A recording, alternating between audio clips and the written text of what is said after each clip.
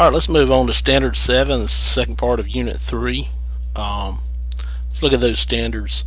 The student will explain the process of economic growth, its regional and national impact in the first half of the 19th century, and the different responses to it. A, B, C, D, and E. So we have 5 different substandards for this. I'll go through each one of them individually, and then we'll finish up Unit 3 when we finish this. Alright, the main standard says the student will explain the process of economic growth. That's the big part of this under Unit 3. It's regional and national impact. We're going to look at some sectionalism involved here and what happens nationally because of the economic growth and how it grows in the first half of the 19th century and the different responses to it. Alright, so let's look at the first one. Explain the impact of the Industrial Revolution as seen in Eli Whitney's invention of the cotton gin. So we're talking about the Industrial Revolution. First one is Eli Whitney's cotton gin and his development of interchangeable parts for muskets. So we're going to talk about Eli Whitney's cotton gin and the Eli Whitney's interchangeable parts, but we're going to talk about their impact, okay? And we're going to tie this impact part right here, we're going to tie it back into economic growth and regional and national impact. So our focus is on impact of the Industrial Revolution regionally and nationally with Eli Whitney's interchangeable parts and its cotton gin. And this is dealing with trade and industry with the Industrial Revolution, technology with the cotton gin and interchangeable parts, economic growth, and we'll talk about southern agricultural growth because of the cotton gin, and northern industrial growth because of interchangeable parts. It's going to be economic growth components. And then this political and social interaction, a conflict, starting with sectionalism. We're going to peek sectionalism. We're going to peek its little head in there. And geographic determinism, we talked about in the first unit, how geography really impacts the way people behave politically and socially, and all kind of different economics here that we're talking about. And we talked about how in the colonial period that the northern colonies were more industrial and the southern colonies more agriculture. But let's look at this Industrial Revolution. And the revolution here, we don't really mean a war that's going on. We mean a dramatic change in something. And the Industrial Revolution is basically a time when there was advances in technology and ways of doing things, massive economic changes, where things are going to be produced on a mass level instead of handmade by artisans. It's going to be sent through these factories. They're going to use machine type labor. In agricultural, we're still going to use a machine down in the cotton gin. It's going to be a machine. It's going to transform, manufacturing. Especially in textiles during this period. Eli Whitney is the center of this focus here, and how he as an individual, as an inventor, made these two things, interchangeable parts and the cotton gin, and how they impact the United States. That's the focus of what we want to learn here. So it says explain the impact of the Eli Whitney's invention of interchangeable parts for muskets.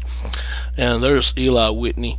He basically, the government wanted to give out a contract for these inventors to come up with something new to use in musket technology, and they're going to use these muskets for protection and for war, to carry out wars.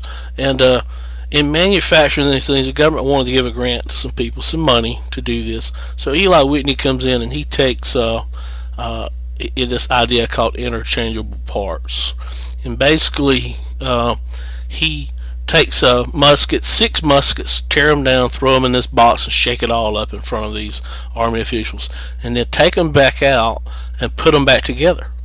And they were in awe because usually a musket before this time of interchangeable parts was made special. Each one was special. Each musket was different, made by an artisan who knew what he was doing, a gunsmith who knew how to create these things and put them together. Now here's Eli Whitney standardizing each part, making each item on this musket the same regardless of which musket it is.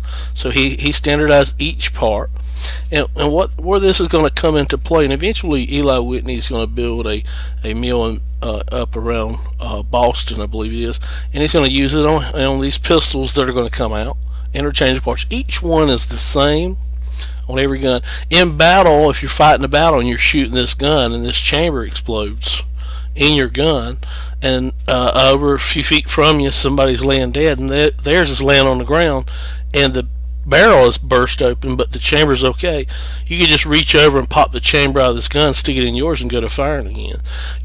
So it made it more efficient, more transferable, and it's going to really change warfare, but it's also going to change something much more than just the muskets and the pistols and how we fight wars. It's going to change how we manufacture things. And over in Europe they call this interchangeable parts the American system of manufacturing, and Eli Whitney creates this interchangeable parts idea. And because of it, there's going to be an increased and improved manufacturing in the northern part of the United States. They're going to start making, he's going to start making more muskets. People are going to start making a lot of other different things, metal, shovels, hoes, whatever it is, in some of those ironworks areas, but a lot of textiles are going to be used as well, use these interchangeable parts. So more factories are going to be used with the idea of interchangeable parts to increase technology for their products. And what's going to happen is, before interchangeable parts with these machines, if one was in a textile mill and it broke down, you had to take this whole machine out, put a whole different other machine in, because you didn't have interchangeable parts that was special made. Now that you're going to standardize each individual part, now all you have to do is have this mechanic go over and change that broken part out and stick another one in. So you need a parts room now. So this is going to make it cheaper to run these factories, to run these machines inside of these factories for the mill owners, and it's going to be making them work more efficient, less downtime. And let's look at that. Matching parts become standard in industries in the north, number one. And then it makes repairs easier and speeds up production. So that's very important. And it's going to make factory cost cheaper, and they can use cheaper unskilled labor source rather than these specialized skilled people who make these things. So this is going to cause a rise in northern industry. Northern industrial growth is going to experience this rapid explosion, or rapid growth, or rapid rise out of nowhere. Give you an example was Lowell, in Lowell, Massachusetts. This Lowell mill was a garment industry or textile industry, and the first one's going to pop up in Lowell around 1813. Then when interchangeable parts hits around 1820 or 1830, somewhere around in there, you're going to have all these mills, industrial mills, popping up everywhere, all throughout New England. And this particular one, Lowell in Lowell, Massachusetts, this is going to, by 1835, have 22 mills. By 1855, 52 mills with 13,000 workers, and producing 2.25 million yards of cotton per week. So they're going to use this water power generated source of energy here, and it's going to turn these belts and turn these machines in here, and these machines are going to have interchangeable parts thanks to Eli Whitney. Says explain the impact of industrial revolutions, Eli Whitney's cotton gin. Notice that a lot of these textile mills are going to be using cotton, but the cotton gin is going to produce get the cotton out quicker, not out of the fields, and it's going to cause intensive labor to plant it and to nurture it and to grow it, and to get it out of the field you're still going to need that human labor. So it'd be a mistake to think that cotton gin reduces the need for slaves. It actually increased it. And we look at 1790, here's the number of slaves here in this production of cotton. We see it increase, for 1820, 1840, and 1860. The growth that happened because of this cotton gin is enormous.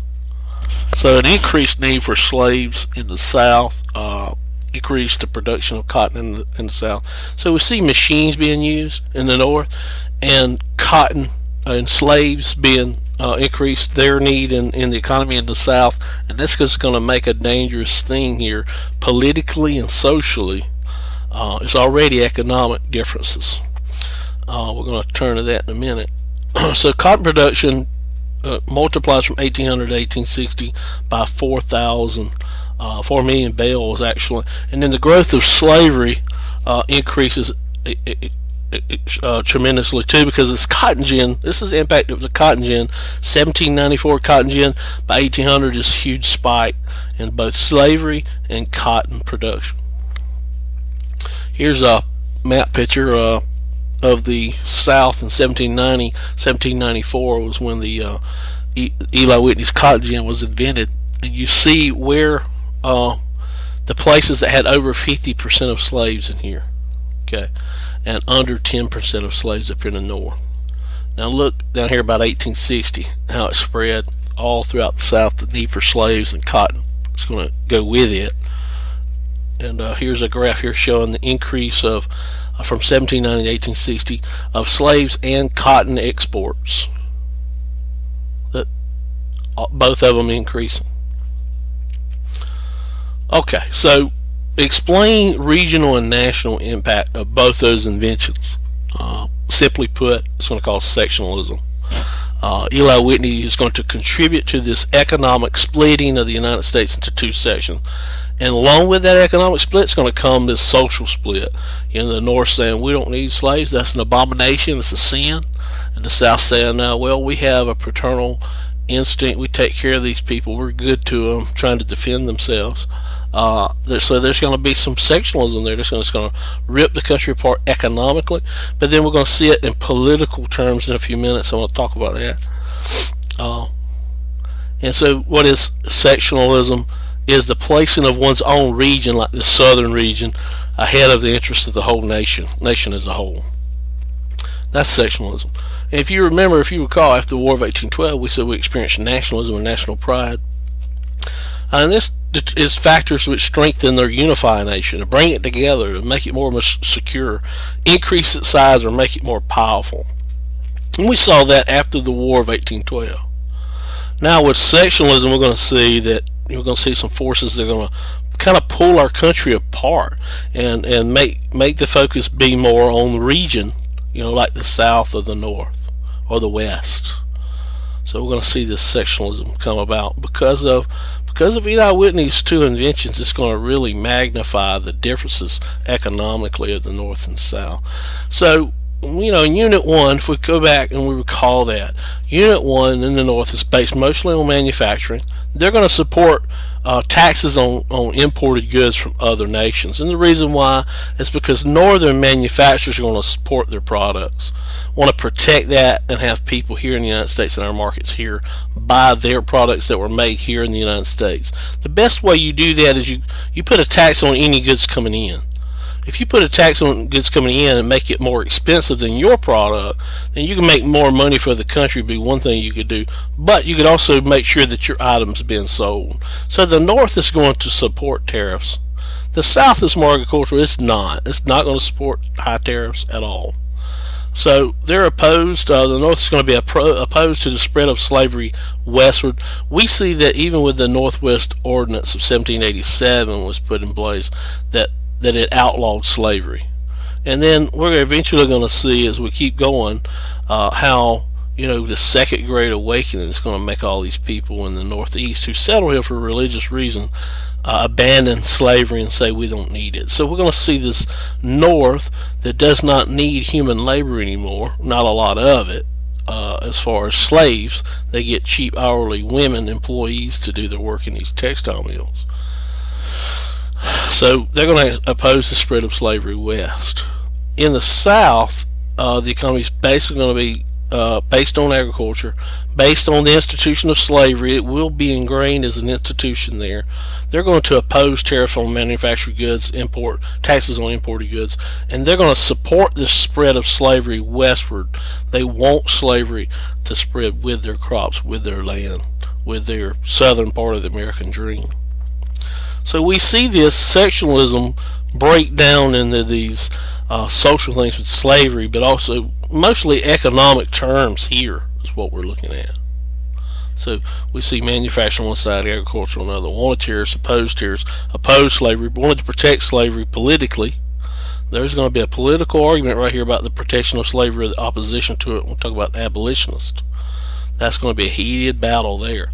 And then to stop the spread of slavery to the western states, and then they want to spread the slavery. So we see the country being ripped apart. We see this northeast and the northwest territory here, manufacturing economy, and all their ideas are quite different from that of the southern region.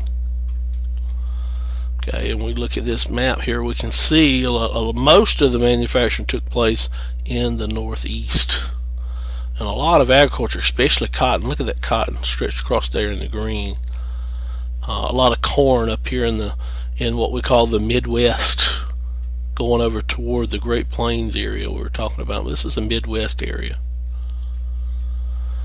But mostly northeast, there's a lot of textile and manufacturing going on there, with a lot of agriculture and cotton down here in the south. Okay, well, I hope that helps you, and I hope we met our standard. I think we have here with 7A, explain the impact of the Industrial Revolution as seen in Eli Whitney's invention, the cotton gin, also with his development of interchangeable parts. Good luck on the test. Revolution as seen in Eli Whitney's invention of the cotton gin.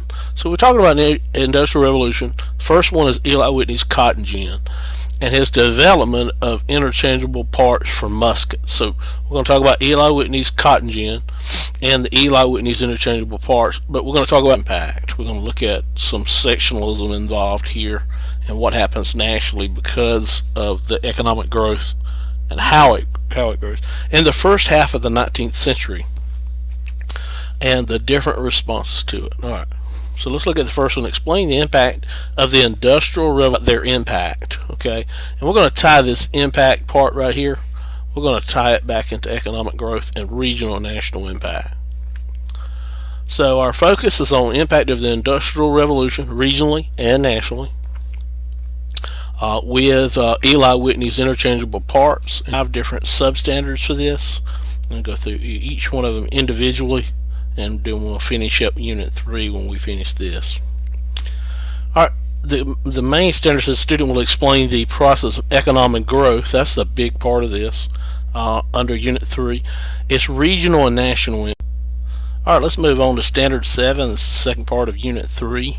Let's look at those standards. The student will explain the process of economic growth, its regional and national impact in the first half of the 19th century and the different responses to it. A, B, C, D, and E. So we have 5